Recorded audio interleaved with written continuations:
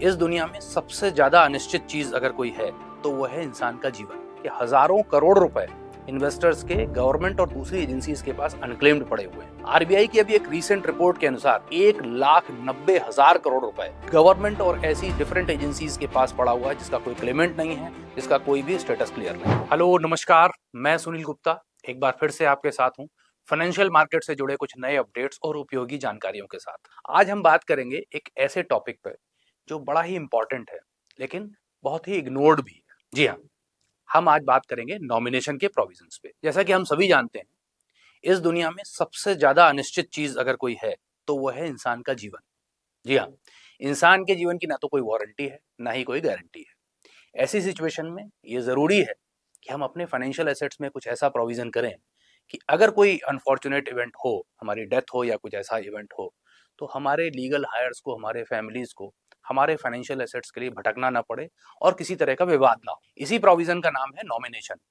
बड़ा ही इंपॉर्टेंट है लेकिन अक्सर हम लोग इसको इग्नोर कर देते हैं, जो कि हमें कभी नहीं करना चाहिए। अक्सर ये देखा गया है कि जब भी हम कोई इंश्योरेंस पॉलिसी लेते हैं तो उसमें नॉमिनेशन कर देते हैं क्योंकि वहां पे ये प्रोविजन मैंडेटरी है। लेकिन जहां तक बात आती है हमारे डिफरेंट इन्वेस्टमेंट्स की या बैंक अकाउंट की, तो अक्सर हम इसको इग्नोर कर जाते हैं। ये सोचते हैं अरे अभी क्या होने वाला है, लेकिन ये सोच गलत है, ऐसा हमें नहीं करना चाहिए। इसी प्रैक्टिस के चलते आपको जान के आश्चर्य होगा कि हजारों करोड़ रुपए इन्वेस्टर्स के, गवर्नमेंट और दूसरी एजेंसीज के पास अनक्लेम्ड पड़े हुए हैं। आरबीआई की अभी एक रीसेंट रिपोर्ट के अनुसार मार्च 2024 तक लगभग 78,200 करोड़ रुपए डिफरेंट बैंकों के और डिफरेंट अकाउंट्स में अनक्लेम्ड पड़े हुए हैं। इतना ही नहीं, आईईपीएफ के डेटा के अनुसार लगभग 55,700 करोड़ रुपए के शेयर्स अनक्लेम्ड पड़े हुए हैं इस फंड में। अगर हम म्यूचुअल फंड इंडस्ट्री की बात करें तो एमफी का डेटा कहता है कि मार्च 2023 तक लगभग 35,000 करोड़ के इन्वेस्टमेंट्स ऐसे थे जिनका स्टेटस क्लियर नहीं था, कोई भी क्लेमेंट नहीं था। जहां तक कि इंश्योरेंस इंडस्ट्री की बात है तो अकेले एलआईसी के पास लगभग 21,500 करोड़ रुपए ऐसे हैं जिनका कोई क्लेमेंट नहीं है, जिनका कोई भी स्टेटस क्लियर नहीं है। अगर इन सारी फिगर्स को टोटल करें तो आप पाएंगे लगभग 1,90,000 करोड़ रुपए गवर्नमेंट और ऐसी डिफरेंट एजेंसीज के पास पड़ा हुआ है जिसका कोई क्लेमेंट नहीं है, जिसका कोई भी स्टेटस क्लियर नहीं है। इतना ही नहीं, ये तो सरकारी डेटा है। बहुत सारी different private insurance companies, NBFCs के पास में न जाने कितना पैसा पड़ा होगा जो अनक्लेम्ड पड़ा होगा। तो उम्मीद करते हैं अब आपको समझ में आने लगा होगा नॉमिनेशन की इंपॉर्टेंस। तो आइए अब हम ये समझते हैं कि नॉमिनेशन हम कब और कैसे कर सकते हैं। सबसे पहले हम बात करते हैं बैंक अकाउंट्स की। अगर आप कोई भी बैंक अकाउंट खोलने जा रहे हैं तो ये मैंडेटरी है कि आप उसमें प्रॉपर नॉमिनेशन जरूर करें। अभी एक रीसेंट पॉलिसी चेंज के तहत बैंक अकाउंट्स में नॉमिनेशन को मैंडेटरी बना दिया गया है।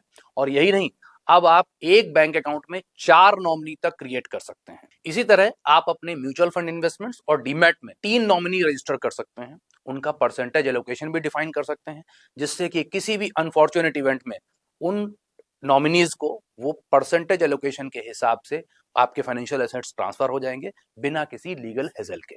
इसी तरह आपके बाकी सारे financial assets like shares, bond, securities, FDs, सभी में नॉमिनेशन मैंडेटरी है। अगर मैंडेटरी नहीं भी है तो आपका फर्ज बनता है कि आप इन सारी जगहों पे नॉमिनेशन करना ना भूलें। अगर आपने अपने इन्वेस्टमेंट्स या बैंक अकाउंट्स में अभी तक नॉमिनेशन नहीं किया है तो परेशान होने की जरूरत नहीं है।